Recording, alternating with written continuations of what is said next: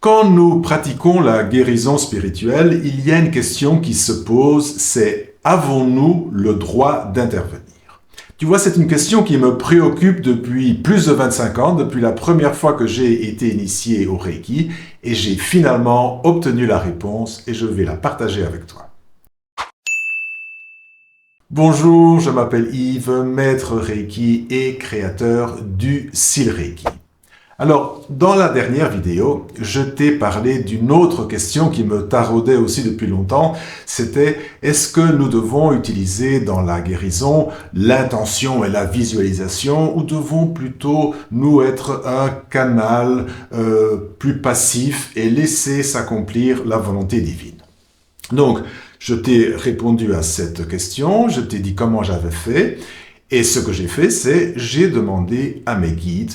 Évidemment, c'est ce qui me paraît le plus logique puisque ce sont eux qui m'ont initié au Seal Reiki, ce sont eux qui m'ont appelé à me réveiller et à transmettre ces informations, notamment en faisant cette chaîne. Donc, il est logique que ce soit eux qui répondent à ces questions.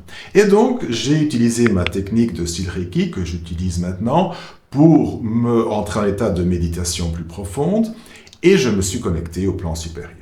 Et tout de suite, mes guides m'ont donné la réponse. Parce que tu vois, j'ai demandé, est-ce que nous avons le droit d'intervenir dans le plan de l'âme? Parce que quand quelqu'un s'incarne, l'âme avait déjà un plan défini pour cette incarnation et parfois ce plan passe par une maladie, par des expériences difficiles, parce que c'est ça que l'âme veut expérimenter dans cette vie.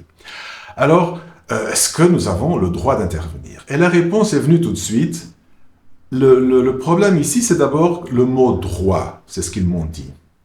Tu es en train de poser la question dans une perspective terrestre, ce qui est tout à fait normal puisque tu es incarné, et tu es en train de penser en termes de moralité, comme s'il y avait une instance supérieure qui te juge et qui te dit tu as le droit de faire ça, mais tu n'as pas le droit de faire ça, tu vas être puni si tu fais comme ça. Tu vois, ça, ce n'est pas comme ça que ça fonctionne.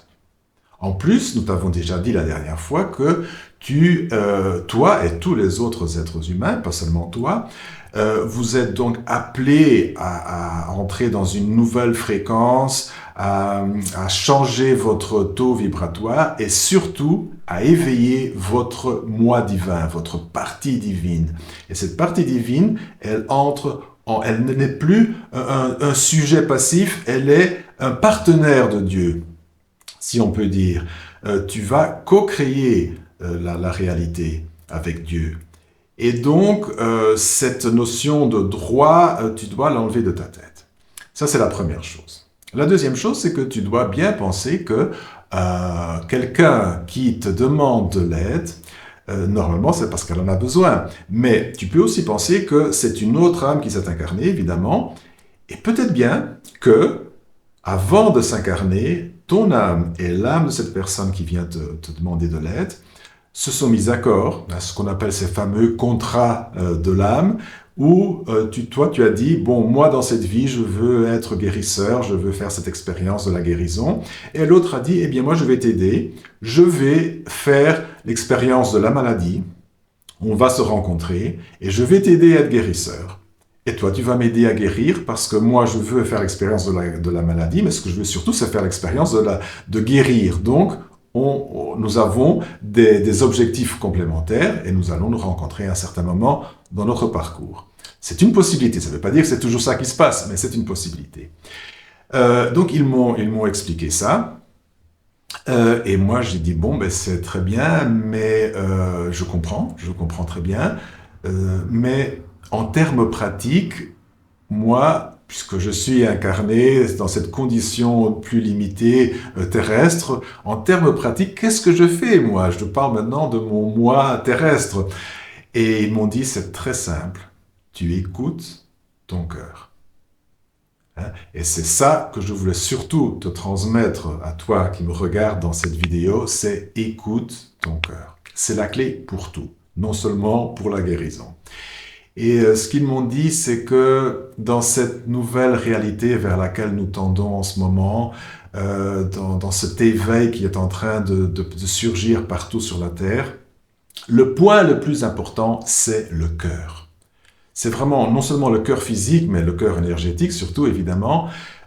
Éveiller ce cœur et prendre nos décisions en fonction de ce cœur et pas en fonction du mental.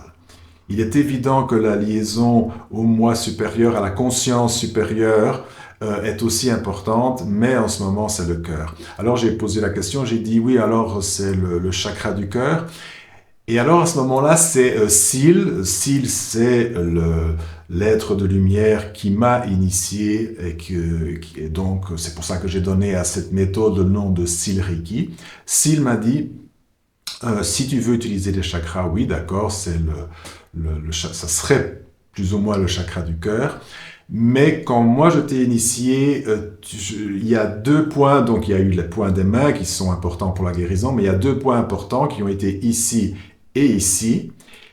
Et tu l'as très bien senti à ce moment-là, tu as dit, ce n'est pas exactement le chakra du cœur. D'ailleurs, tu l'as écrit dans le manuel que tu offres à tes élèves que tu inities, que c'était pas tout à fait le chakra du cœur, mais en fait, ça n'a pas vraiment d'importance. C'est vrai que le point énergétique est là où tu l'as senti, mais ce qui est important, c'est que ça soit cette zone-ci, donc ça soit la zone du cœur. C'est ça qu'il faut ouvrir et qu'il faut éveiller en ce moment et prendre les décisions en fonction de ce cœur.